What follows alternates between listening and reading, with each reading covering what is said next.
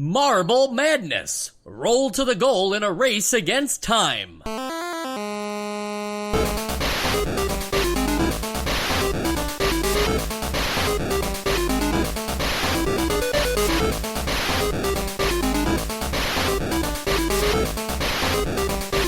And welcome to Nostalgia, a chronological exploration of every NES game released in North America. I'm Mike. I'm Sean. I'm Joe. And I'm Sam. Sean, can we get an update on the Marble Madness manic episodes that you've been having as of late? You mean you want me to talk about my psychological health right now? If you know, You I want was me wondering to if disclose this information on a podcast? I wanted to know if it's gotten any better now that you've played the game. If maybe that you overcame the disease. No. Exposure therapy does not work. I'm even worse now. But thanks for telling all of our listeners. Well, for those of you that are like, what is Mike even talking about? Sean has been officially diagnosed with Marble Madness by a doctor pretty recently, and it's a lot. It's a lot like Pac-Man fever, if you will. Yeah, there is also a fever element to it. Joe, Sam, you don't have to be so quiet. It's okay. Sean's going to recover. I just feel so bad. Yeah, we got very little to contribute between the two of us. You'll be okay. It's just marbles. Yeah, you don't want to lose your marbles over a game like Marble Madness. This is a platform game in which the player is a marble, and you've got to guide this marble. Actually, wait a minute. That's a good question. Let's just hold the phone here on the overview. Are you the marble, or are you controlling the marble as God? I think you're the marble in the same sense you're any other character you play, like, in a third-person game. Yeah, you bring up a good you bring up a good point about like the theory of the self and of the mind. Like, are we just a complex interconnection of like our cells, or are we a person? Is the marble us, or are we just pressing buttons to influence a marble? I thought of myself as localized wind, just blowing the marble here and there. And that's kind of what I'm getting at, Sam, is that, you know, with Super Mario Brothers, you know you're Mario. It's not up for discussion. You're not Mario's conscience, you know, like you are Mario. Mark Ryder, you know you are Mark Ryder. Yeah, you are Mark Ryder. The game told you that. Yeah. Joe specifically. I haven't forgotten. And in this game, though, it's like, it's a marble. So I don't think you should just immediately assume that you are the marble. In my theory is you're the marble, but Maybe you just think you're the marble, and that's why it's Marble Madness, and the whole thing is just a fever dream that Sean is having. You play as Sean. See, I feel like if the stage were like tilting or something as you moved, the way you control it, then I would be a little more. I'd be questioning, okay, am I the marble or am I the stage, or am I just the guy controlling, trying to manipulate the marble? But since it's not, I mean, I feel like I'm the marble. Oh, you're talking about like Super Monkey Ball. Yeah, where, like, so you're the stage. Yeah. Or, you know, those little things that you can get for $1 at a knockoff store or something. Okay, well, Sean, don't be ridiculous. If you can buy it in real life, you're obviously not the marble. This is part of his Marble Madness symptoms. He can't tell in real life if he's the marbles or not. I am the marble. To get back to on track here, Marble Madness, platform game in which you guide a marble through courses populated with obstacles, and I mean, they like calling them enemies is kind of silly, but they're more enemy-like obstacles. Shapes.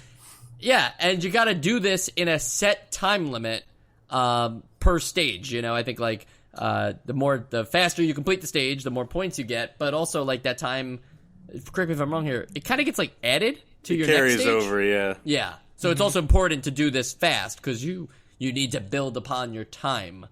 Did you guys feel like that was a fair evaluation of Marble Madness?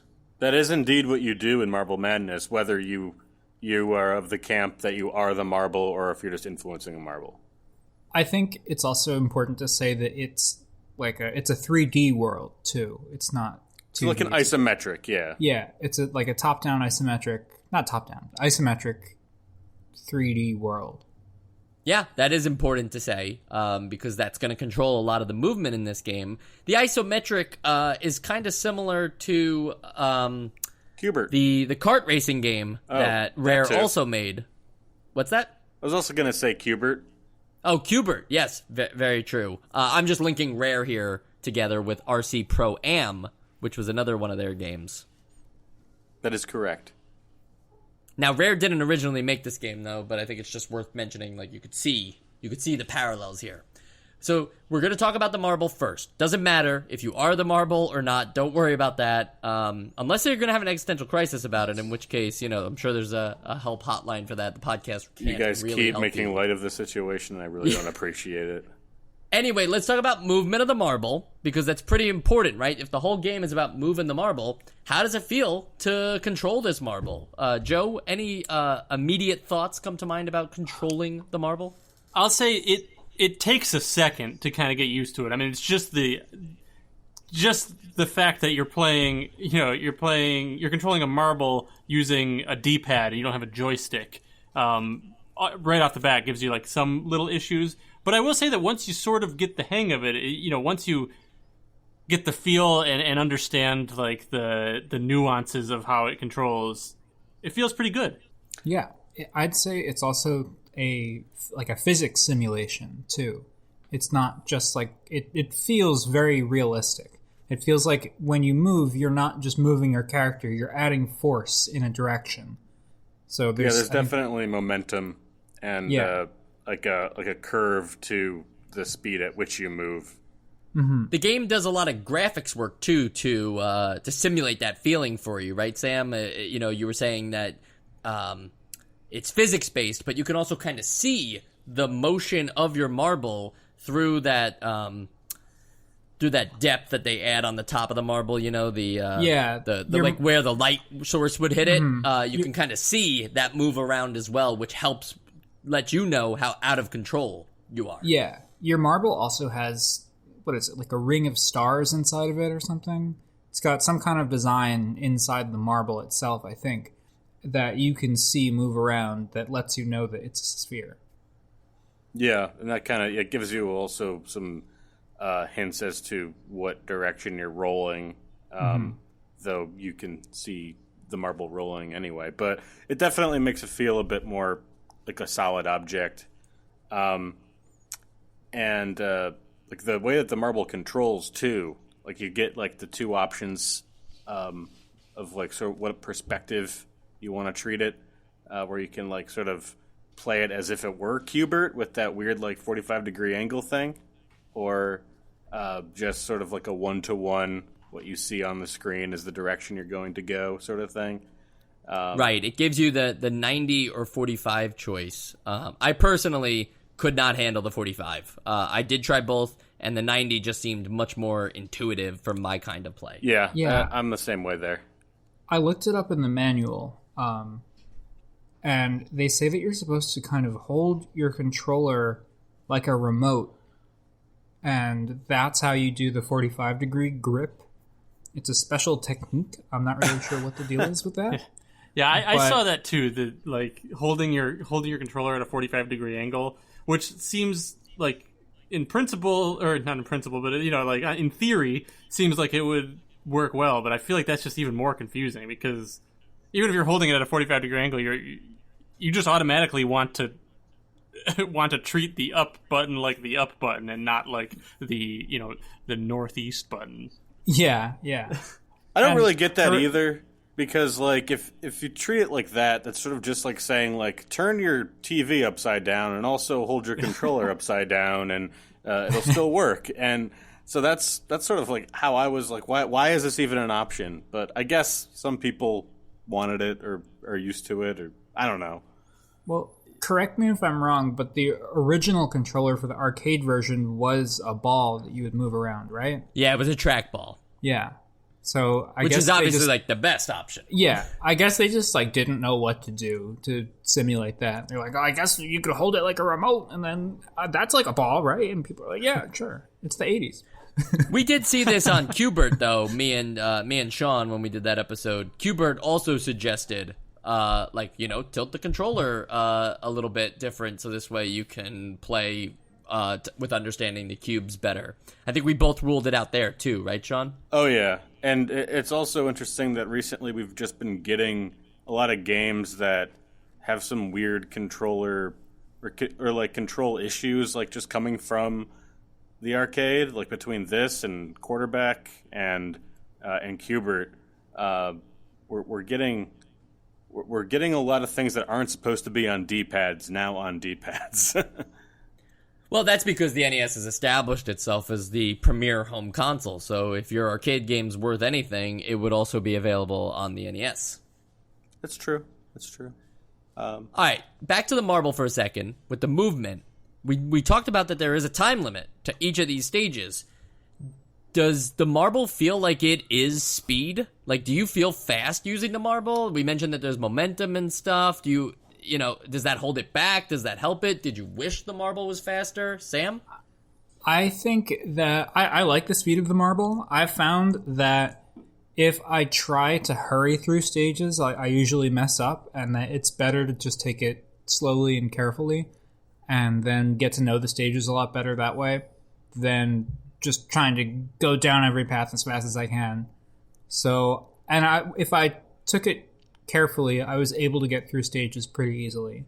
So yeah. That was the thing that took me a little while to get my head around, because when you first play a game that's about a marble like this on a marble coaster, you're thinking speed. You're thinking like you want that momentum, but that game's not really built around that idea. The game's more built around like, I don't know, I feel like the game is meant to be played like you're supposed to be a little more cerebral about it and like think your way through, and like the momentum can help you try and get through the course, but also it can be an obstacle too, like because there's the course is built with so many like very small narrow ledges and whatnot.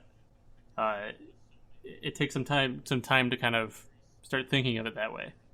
Joe, I think that's a great point, because there's to the cerebral nature of it. I remember thinking that even just the penalty for falling off the stage was too forgiving. This is like a short burst of stages. I kind of feel like if you fall off a stage like that, it should be Super Mario Brothers level of consequences. Like that, you got to go back to the beginning of the stage, or they're not really like what that. Sort of long. surprised me. Like I would agree that you're supposed to sort of take this carefully and be a bit more precise, but when it really just warps you back like a few inches and you get control of your ball again pretty quickly, like you can kind of come at this haphazardly. I know that like in terms of score, I think you do get some penalties, but it's a still very small penalty. So I think that does allow you to try and get a little loose, though. Like it's not because there's so few levels, like, and I would inevitably sort of run out of time by the end. I played the first level pretty often, and by the end, by like my last playthrough, I could just sort of very quickly glide through it, and that does feel good. It's just like a very short burst of that good feeling, though. I actually thought that the like how forgiving it was. I was kind of surprised, but in a good way, that they were like willing to make it so forgiving, because it was kind of in an age where nothing was that forgiving on the NES, And I do think that I do agree that it makes you maybe not think quite as carefully as you would if you like got sent back to the beginning of the stage or something when you fell off. But I also think that it was a good choice to not do that. I don't know. I feel like that would be too much. Like I feel like the punishment is that you lose time every time you fall off. You lose a couple of seconds, and while that might seem small, since your seconds all add up over the whole course of your playthrough, like once you get to level 6, if you screwed up 7 times in level 1, that might be the nail in your coffin. Like, yeah, we won't even be able to finish it if you have a perfect run. And maybe this is just personal preference, but I feel like if I were to fall off every time I fell off and went back to the beginning of the stage, I don't think I would enjoy this game very much. You don't think it would have taught you to play more cautiously, though? I think it would have definitely taught me to play more cautiously, but I think that would have been... I mean, again, this is like a preference thing, but I think that's across the line of what between like enjoyable and like egregious. And Yeah. Like there's a level, and there's a lot of things where it's like, if you talk about like Dark Souls being punishing because it's punishing because you want to like learn, but with this, I feel like it would just be, there'd be more of a barrier to entry. Like I would just be like, okay, like I'm playing as a marble, I die every time, I don't get anywhere. That would take me so long to get to the next level that it'd be like, is it enough to keep me trying? Like, okay, I get it, I'm a marble. You know what I mean? Like, after a while, if it's so difficult, I'd probably put it down. And I actually had the opposite effect, giving me one thing that I think undercuts either play style, whether you're trying to like go for speed or go for precision and thinking more carefully about it, is just the level geometry and the perspective. I don't know about you guys, but there were a lot of situations that I feel like whether it's just like the if you want to call it like hitboxes of the levels, or just like the moments on the stage where it signals you're falling off now, it felt a little weird to me, and not like 1-to-1. I think maybe there should have been a bit more wiggle room if you could like sort of hop a ledge a little bit, because I just fell in places that I didn't think I'd fall. Like, I'm all for being punished for miscalculating my speed and going barreling off of a ledge, but when there are so many situations where I didn't think that would have happened and then it did, it's not as enjoyable of an experience.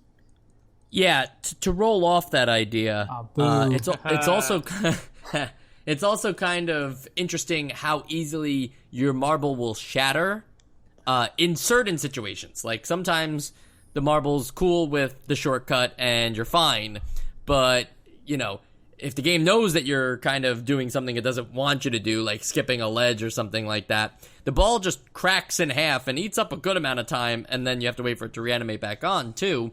I was a little surprised by that. I thought the game was encouraging shortcuts. I mean, some of the layouts have it built in where you can choose your own path and stuff. I was a little surprised to see that they didn't want you to, like, clip down if it was possible. I'm not talking about jumping over in, gaps or anything like that. I'm talking about, like, even rolling down ledges. If you can see the ground below you, I think that's fair game to force your marble to roll off into that. Yeah, they definitely have to redesign these levels then, because the game would be trivially easy, I feel like, in a lot of situations. It gets a lot of its difficulty out of the fact that you kind of see where you're going, but if you were to take that shortcut, you'd shatter. But no, I think in terms of like the game feel, it was very unintuitive how little wiggle room you had for fall damage. It was kind of like that Spelunker, like where you kind of jump half a foot and then your legs crunch from under you. It was that sort of feel to me. I had the same feeling at first too, and then I kind of started to treat it as like, okay, well then the game is to just stay flat on the ground, or flat or on an incline or whatever, but to not like leave the ground, because then you'll break and then you lose time.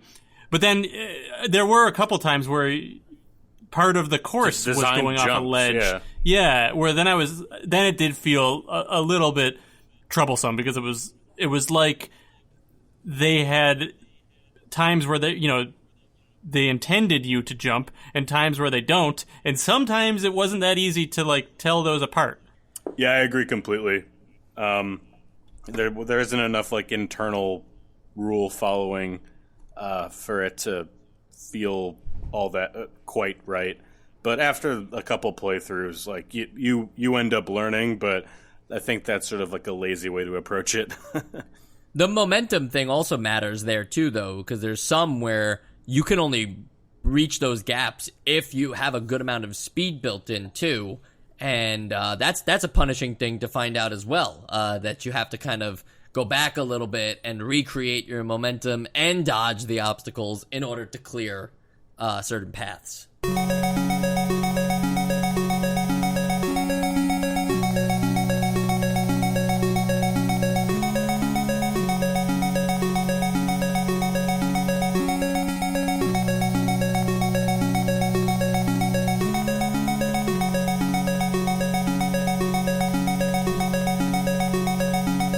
So these layouts with the, the varying, the difficulty definitely shifts. The first level, I think, is designed just to, give you a feel of how to control the marble. Then they introduce an obstacle here or there, and then they introduce different ideas of how to get through a course. I personally found the difficulty in the later, I think is there 5 or 6 levels? I found the difficulty in the later, the last, 3 levels have things in them that are also just so different than the beginning parts of the game that I struggle to think of how you're supposed to, uncover the idea of how to conquer this stuff when you're only seeing it in glimpses, because of your time. So you have to, keep getting back to them and then relearn them when you finally get back to that part. I didn't enjoy that aspect of it. I thought they could have taught you everything that the game needed you to know about beating it throughout the entirety of the game rather than introducing it in a particular stage at its most challenging point. Yeah, the only time that you see a platform sort of move or kind of disappear and reappear is the literal last stretch of the entire game, and at first glance, when you get to that jump or what looks like a jump, you think it's just a jump, but no, you have to slow the hell down and wait for the platform below you to materialize, and then sort of try and stick with that. It didn't really have any it's not like there were mechanics that built off of each other. It was just, over the course of this game, there'd be an idea, and then it would disappear. And then there'd be another idea, and then you wouldn't see it again. So I thought it just wasn't very, it didn't have a consistency to it. I'm willing to forgive it, though, because there are only 6 levels. I think that the fact that they're so different from each other and that they have all these different ideas that kind of come out of nowhere and catch you off guard, I think that helps elongate the game, and I don't think it does it in a cheap way that some games do, because I feel like it is kind of easy to get back to that point after you find out this new thing that stumps you, and if you get there once, then you can get there again. Okay, so yes, the shortness of the game, the 6 stages, I'm not asking them to build any more stages. I think that actually, believe it or not, is appropriate, because people who are amazing at this game will just continue to try to beat it faster and faster, and people who can't master a certain stage can get back to it relatively quickly.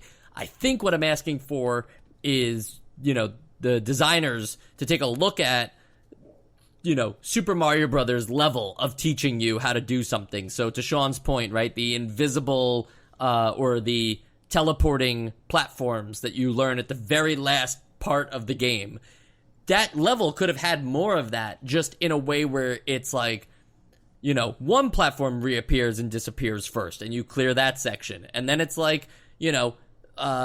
of them appear on and off, and then finally you get to the one where it staggers, and by that point it's up to you to take what you learned from the first 2 obstacles and bring it into the third. I'm a little surprised that the game only really offers these things immediately at their most challenging. I think that's the argument I'm making. I get that. Oh.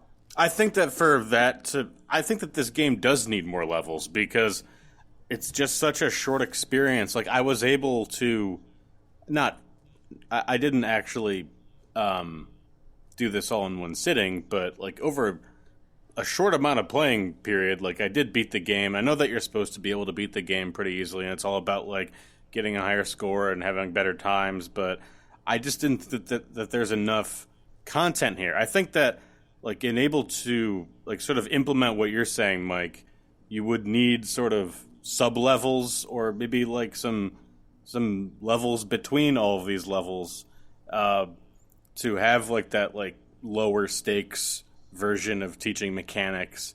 And I think that the game would just have more value that way too, because it's a 6-minute, 10-minute game if you were to just complete it outright.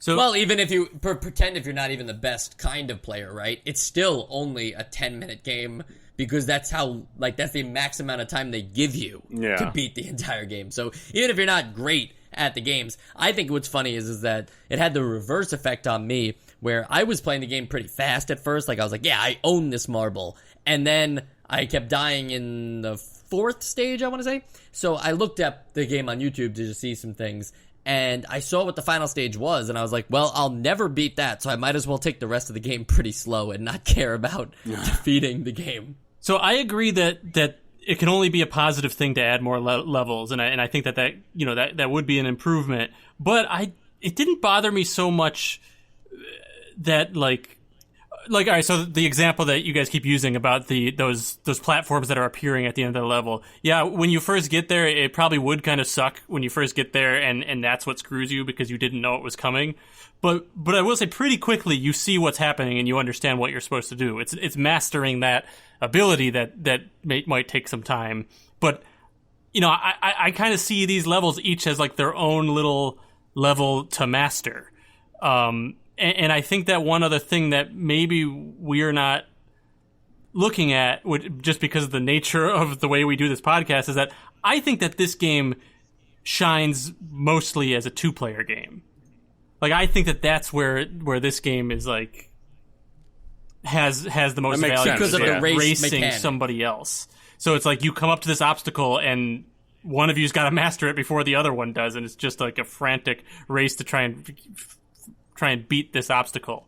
So like I said, I do think it would be better to have more levels, but I think that just having, like, kind of like Sam said, these 6 levels that are each very unique from each other, and it's like, okay, this time I'm going to try and master the, like, reverse gravity level. I mean, I'm saying that fully aware that, like, the game doesn't let you just select whichever level you want to jump into, so you do have to, like, get there each time, but still, I think that I still think it works. Were you able to play this 2-player?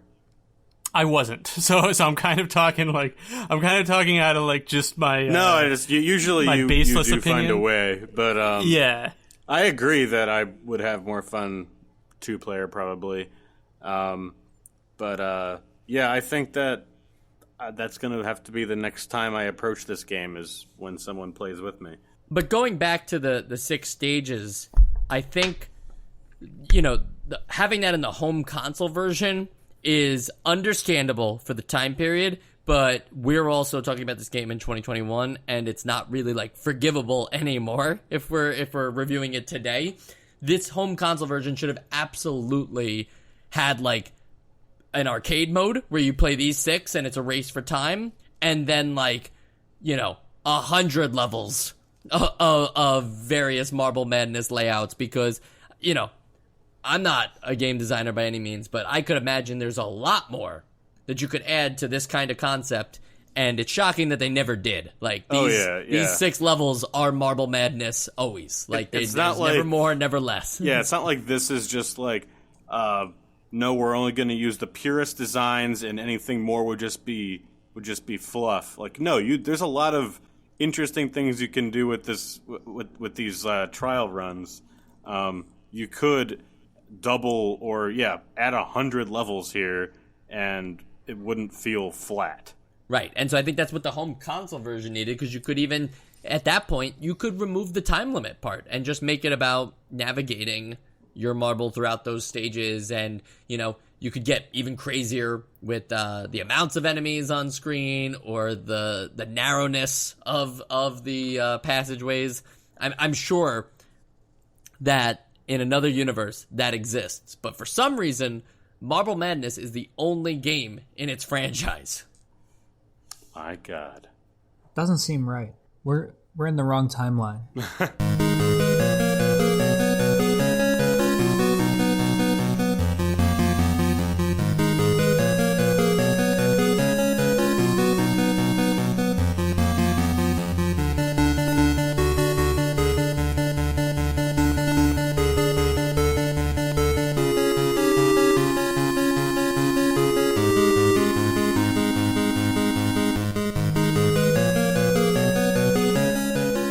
Which brings me to my next point. What if there was no time limit in this game?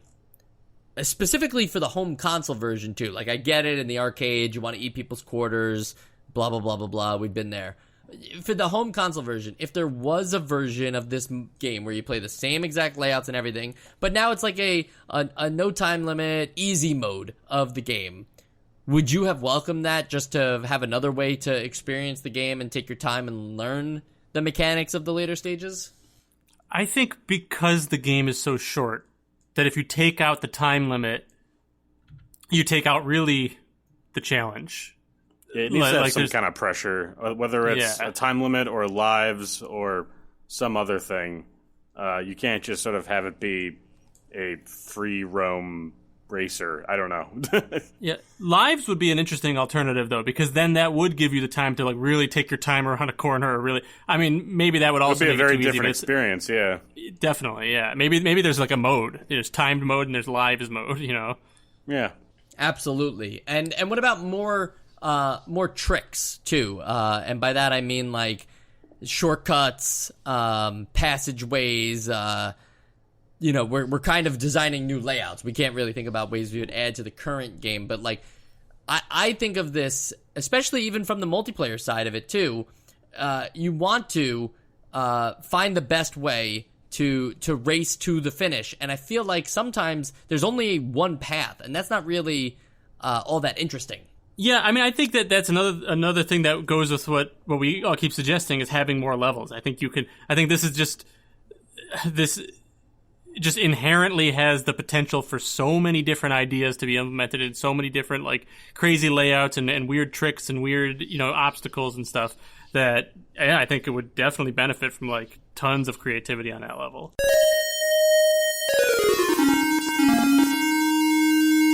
And how about that music? Music is dope. It's great music in this game. I would welcome more music.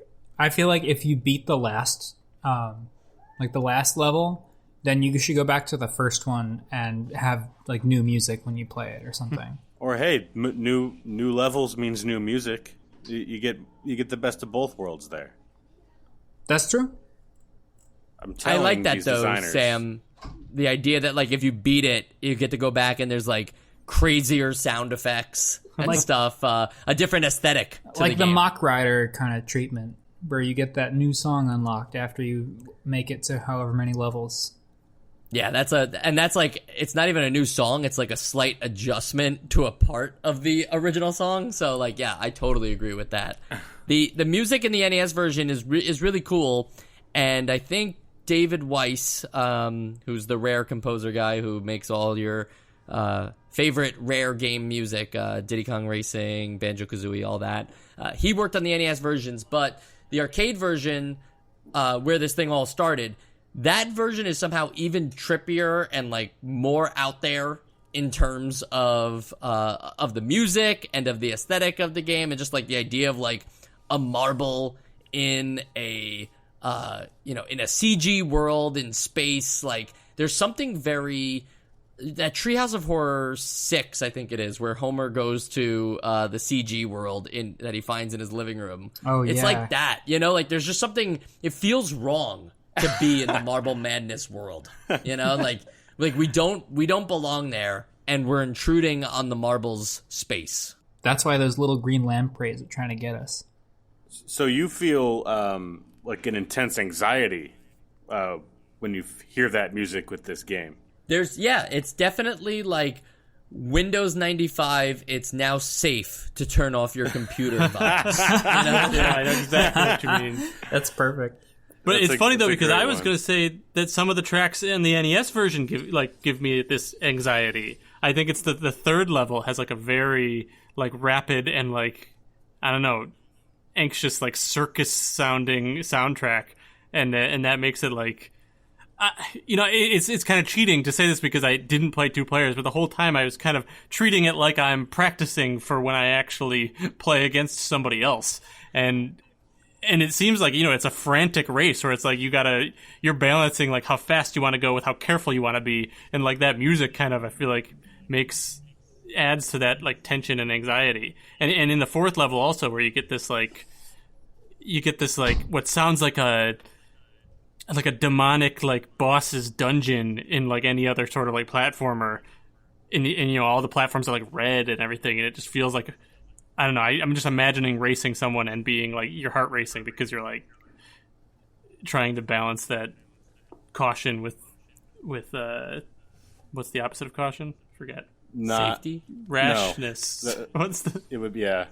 I'm getting the vibe that we're all just very anxious people, and my mental illness related to marbles is not the only one.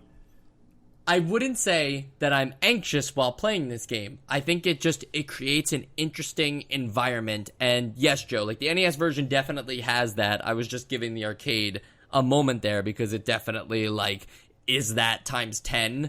Like I think it's the 5th stage. There's something about it where you start at the bottom and you have to climb like up the mountain. And that also feels wrong, even though I've only been playing this game for 6 minutes. All of a sudden, I'm like, wait, now we're going the other way? Like, what is happening? You know, like there's so much. It's not dread, you know, but there's so much confusion going on in Marble Madness in the sense of purpose and being and abstractness that I'm totally here for it. Like, I love that about it, and I actually couldn't. Even though I could never get close to beating the game, I couldn't put it down because of this feeling it gives. Yeah, and well, to add to what you're talking about with that level that's going up, just so the listeners know too, that level is particularly unsettling because not only are you going in the opposite direction as normal, but gravity on the inclines and declines is inverted. So you like roll up inclines as if you're rolling down a hill, which really just makes you have to like think about. It's like when the left and right control is inverted in a game, and you got to think about, wait, am I going to go left or am I going to go right when I press this? It's like it's very confusing. And in such you could just turn your TV upside down, and then everything would be fine. But gravity when you're falling or on a flat plane still works normally, so that would still be confusing. And to the listeners at home, you could have finished this game maybe 3 or 4 times in the time that we've been talking about it. If you're good at it. If you're good, this took me like a couple hours to get to that. I didn't even beat it. I got to the last level, but I could not beat that last that last part. So one thing that I thought was a little weird was the little magic wand that comes after your guy that resurrects you. Or I had one case where I was at the top of a hill and I couldn't go any further, and my marble stopped, and then a magic wand came and tapped me, and I got a little extra boost to make it to the top of the hill. Did anyone else have any weird magic wand experiences, or want to kind of like deconstruct this weird magic wand? I thought that like gave you time. I really don't know. It would randomly do it. I thought that it was sort of in the same vein as like the when you crush yourself accidentally, it'll come and sweep you up. But I don't really know what it was doing half the time. I just let it happen. Yeah, I only ever had it grant me an extra 10 seconds, but I have no idea what triggered it. It feels like it happens when you're like steering the ball really well, because it was always appearing when nothing else was really going on. It just kind of halted my gameplay for a second, and I'm like, huh, what was that about? Like I couldn't quite tell if I'd done anything right, but I definitely wasn't I was being cautious during those moments, so maybe it's like a reward. Mm-hmm. Now, you reminded me too, Sam, that like other than like adding time and stuff, there is another thing to do in this game other than push around the D-pad, and that is the turbocharging.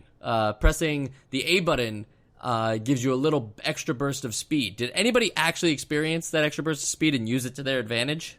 I tried quite a bit, but I could not notice any burst of speed. I mean, do you need to like collect points before you can use it or something? No. I tried a lot to use that. No, there were a couple times that, like, I don't know, I approached either a jump or an incline with, it just wasn't enough momentum to clear it. But then if you just return and then hold the whichever button, hold the turbo button down, you can, like, it does make you faster. It was clear to me, at least.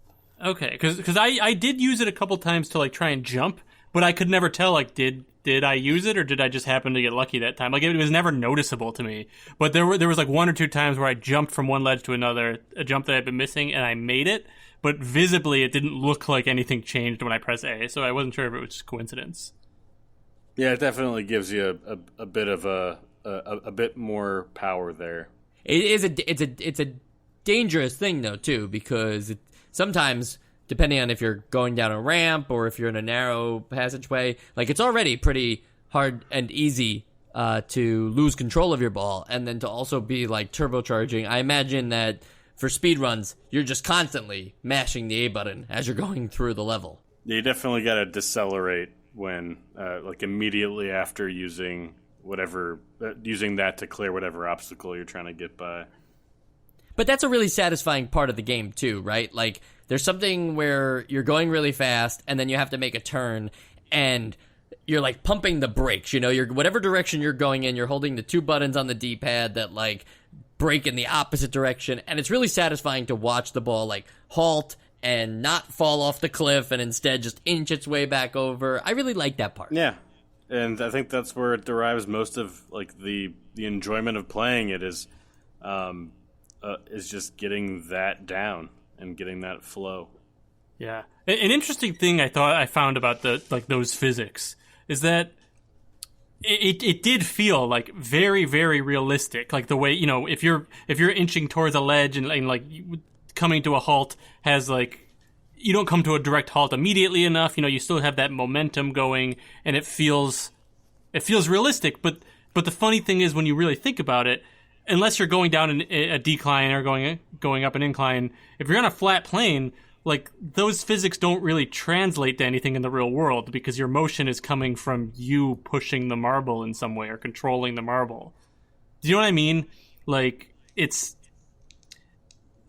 like I'll be on a ledge and being like inching closer, and it feels like, I can't just, like with a character that takes a step, take 1 step closer. I press it and it rolls a little bit, and it feels like a realistic amount of roll for like one press, or for the amount of time I'm pressing it. But I don't know what that actually means, a realistic amount of roll for what that doesn't in real world. I'm not controlling a marble. That's only Sean. But like, do you know what I mean? Like, I don't know if I'm even articulating that right, but it's like, I get what you're saying. It's because it's a physics simulation, so you're adding a little bit of, just a tiny bit of force to it. Yeah. And then It's well the more calibrated. force, like the more force that you add, like the longer you hold down a button or a direction, the more force is added, and it keeps adding force, and that's what gives you momentum. yeah, I guess I was just like impressed with how intuitive it ended up feeling when like they were kind of starting from scratch. It wasn't like they had to use the physics of like what a marble would do on a 45-degree angle. They had to just like make up like, okay, how much pressure, how much force are you putting on the marble?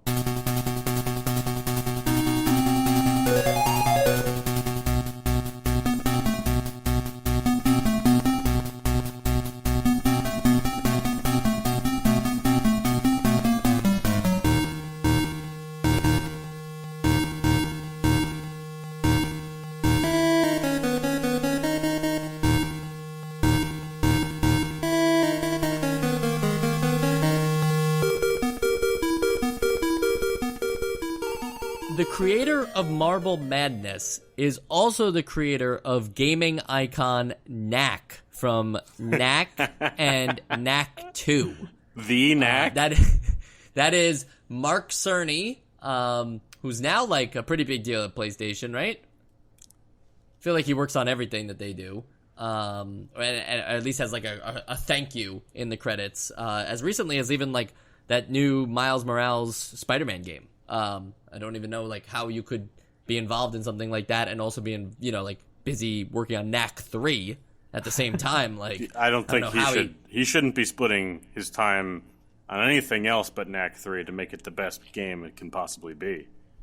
But for real, Mark Cerny's credit list is really underappreciated, and we were just kind of going over it before the show. But I mean, the guy is like Crash Bandicoot, Spyro, Ratchet and Clank, Uncharted, like all these gigantic PlayStation games. But he started here with Marble Madness, and in fact, before Marble Madness, I think he was trying to make a video game adaptation of Michael Jackson's Thriller.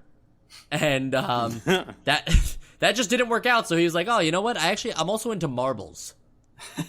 So he made the original Marble Madness, the arcade version. Yes, he made the arcade version of Marble Madness, and other people worked on it with him, of course, but he was the game designer.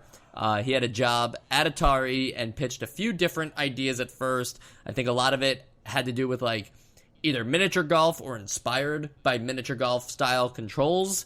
And Atari was like, nah, we don't really want to do that. And he goes, okay, well, what if I do miniature golf with racing? And they're like, tell us more. And somehow Marble Madness came out of that. I'm sure I should have read some more of the book, but that's the gist of what I got. So from that, I think once the game's objective became more around a race theme and a race against time specifically, the idea of what you could do with a marble became Marble Madness, and it was in the arcades, and it was a huge hit, actually. But now we think of, I don't think anybody thinks of Marble Madness and Mark Cerny together, but like this was his. This I don't is the game that put him on the map. I don't really think about Marble Madness that much. So. Well, I also don't think people think about Mark Cerny that much either, right? Like video gamers know who Shigeru Miyamoto is. I wouldn't say every video gamer knows who Mark Cerny is. I didn't don't until know. today.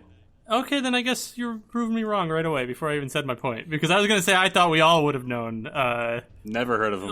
No, I don't know too much about his resume. But when you said Mark Cerny, I was like, oh yeah, Mark Cerny. The PlayStation guy is what I think of him as. But Right. Maybe it's just because I just remember hearing him from E3s, and I played a lot of Ratchet and Clank and Crash Bandicoot and Spyro and all those games.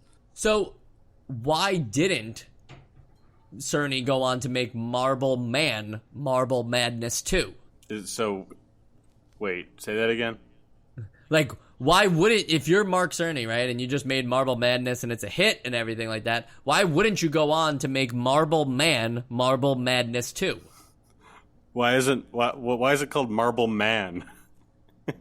Well, because Marble Madness 2 was the arcade sequel that was planned for release in 1991, and although Mark Cerny was uninvolved in development, the game did get a prototype release in several arcades, and there is video footage of this game in action. It just was never officially released. So my question stands, why wouldn't Mark Cerny want to be involved in Marble Madness 2? I think the whole situation was just too personal to him, and to see it turned into this capitalist scheme to just make more money, like, I wouldn't want to see that happen to my baby Marble Madness either. You either die a Marble Madness or you live long enough to become Marble Man 2 or whatever it was. No, I think that Marble Man does sound like the existential crisis that Sean is having. I've got Marble Man syndrome. I feel like it's like, he Marble Madness is a game that is just exactly what it wants to be. It wants to be a game where marbles roll down these courses, and you don't see somebody inventing football 2. It's just football, and there's no hockey 2. It's like a sport. He wants those players to spend their time mastering it, getting Marble better and better Madness at it. 92. Yeah. You just get new marbles to play as, but it's all the same courses. Marble Madness 2 did have a couple of extra features, though, okay? Joe, you were excited about the multiplayer in Marble Madness. Imagine your excitement when they add a whole nother player to the mix. Up to 3 players in Marble Madness 2. Wow. I love it. The more the Why merrier. couldn't they just do 4? No, that's ridiculous. Yeah, I wouldn't do that at all. There was also going to be a pinball minigame in between levels, where I imagine you control the marble and not the actual pinball machine.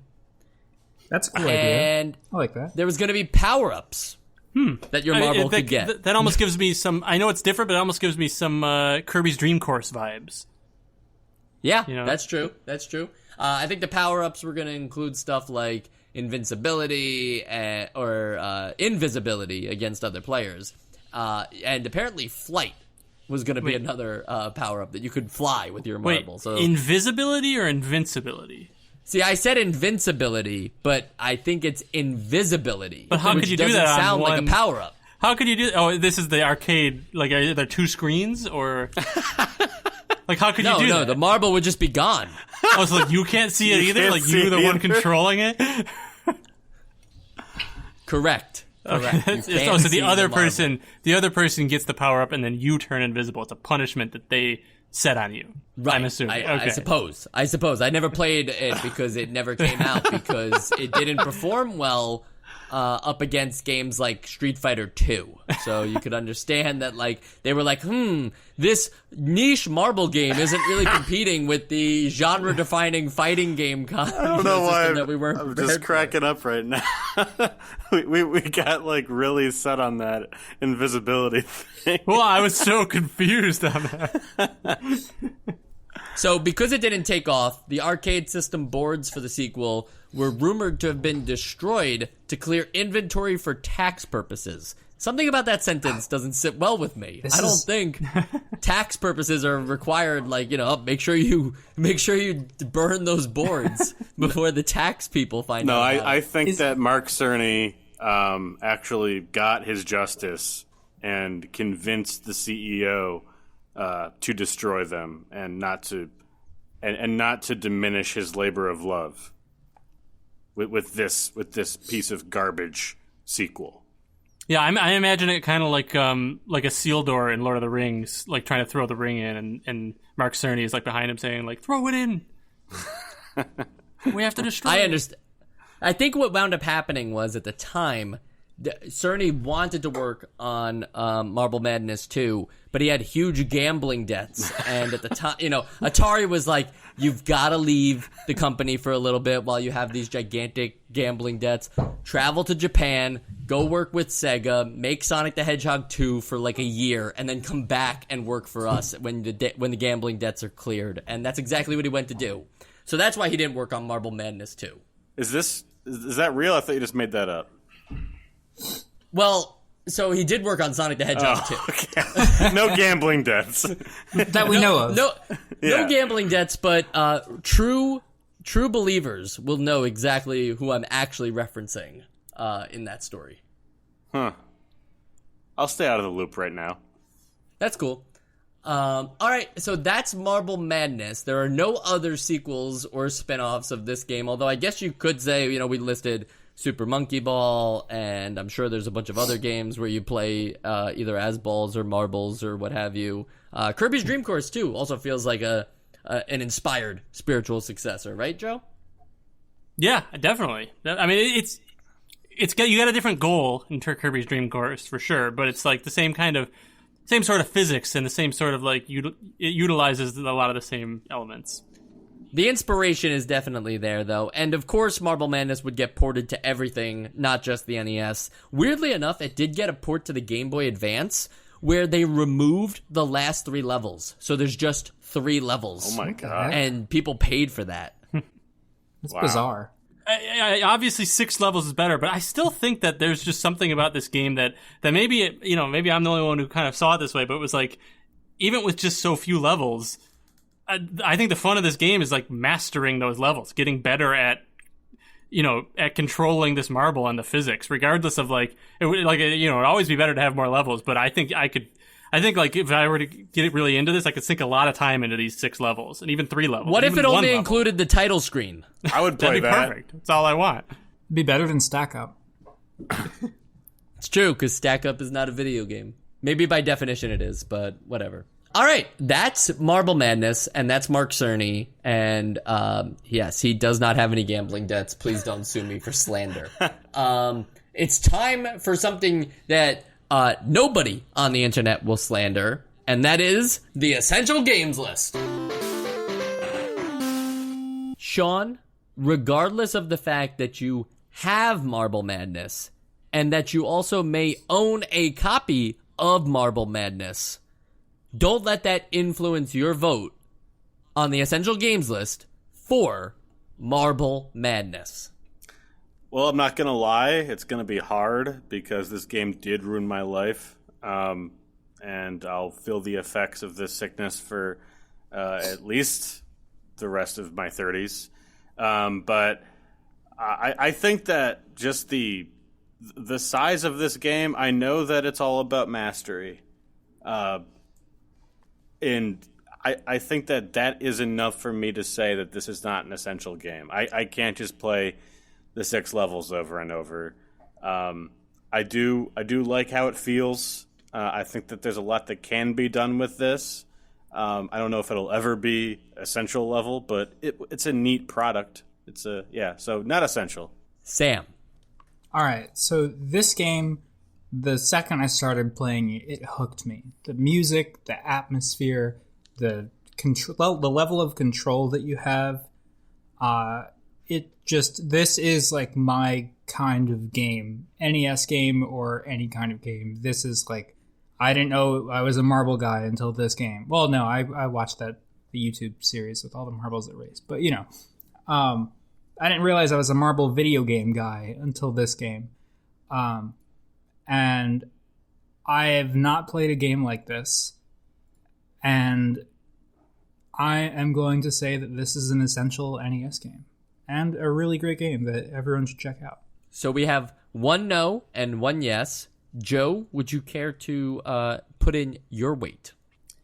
So it was a tough decision, but Sam, I'm with you, actually. I also think that this is essential. And I do see that there are plenty of places to improve this game. There's not having a D-pad for one would definitely make this better, but I got used to the D-pad pretty quickly.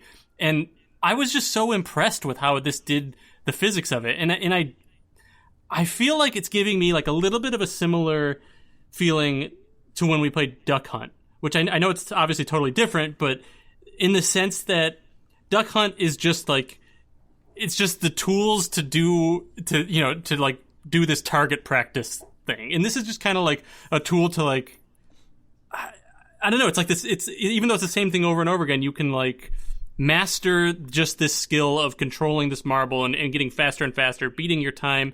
But more importantly, I think that I know it's weird for me to say this because I haven't played 2-player, but I think that just playing 2-player in this game would be so much fun because it's all about that like management of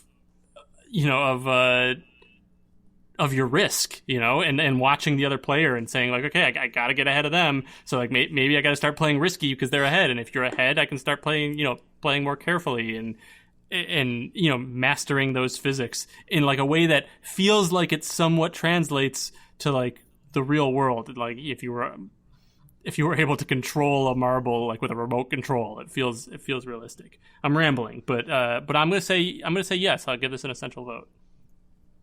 Okay, that's 2 yays, 1 nay, and I am the final vote here. There's something funny about Marble Madness because this happens a lot with when we experience a new kind of game on the NES for the first time. You don't have anything to really judge it against, and you're kind of like impressed. You're like, wow, I can't believe another person did something different on the NES. Like, it's good company. Maybe a chance for the Essential Games list, because usually with the Essential Games list, you look at the games that are on there and you say, okay, well, it's not better than this, so why would it also be on this list? But when games like Marble Madness pop up, you're like, well, there's really nothing to grade this against. And I think that's something that's really cool about this type of game. It really still holds up today, the idea and the concepts that are laid out there. And yet at the same time, I don't want to sound like I'm saying the exact same thing again, but it doesn't hold up today. There's something going on here where like there's not enough levels for me, especially on a home console version. I'm not really playing the way that I want to be playing this game, which would be with a trackball, or like a mouse or something, at least like something that gives me a little more fluid control. And there's not enough user-driven decision here.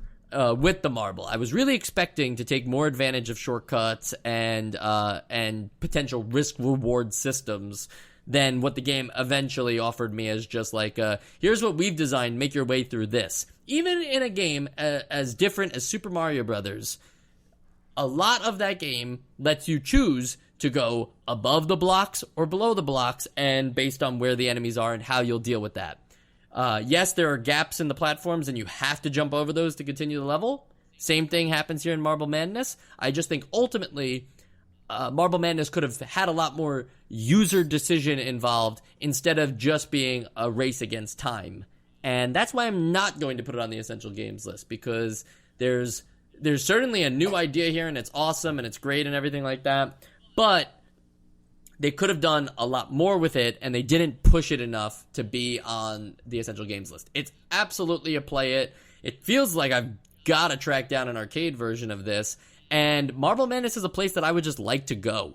I'd like to be there and just experience Marble Madness in their weird isometric world, and I would be some kind of isometric block there trying to chase down the marble. With anxiety. But I strongly Yeah. disagree Yeah, with lots of that. anxiety. I don't want to go anywhere near this place.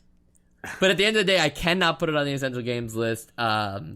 Knowing that the Essential Games list here is for NES games. I just don't think it hit all the right corners for me on an NES game. Our Essential Arcade game remains to be seen. I definitely got to go check down a cabinet. So because it's 2-2, the Essential Games list rules say that is not an essential game, and so this will definitely be one that we will look at in our Best of 89 episode, right? I would imagine.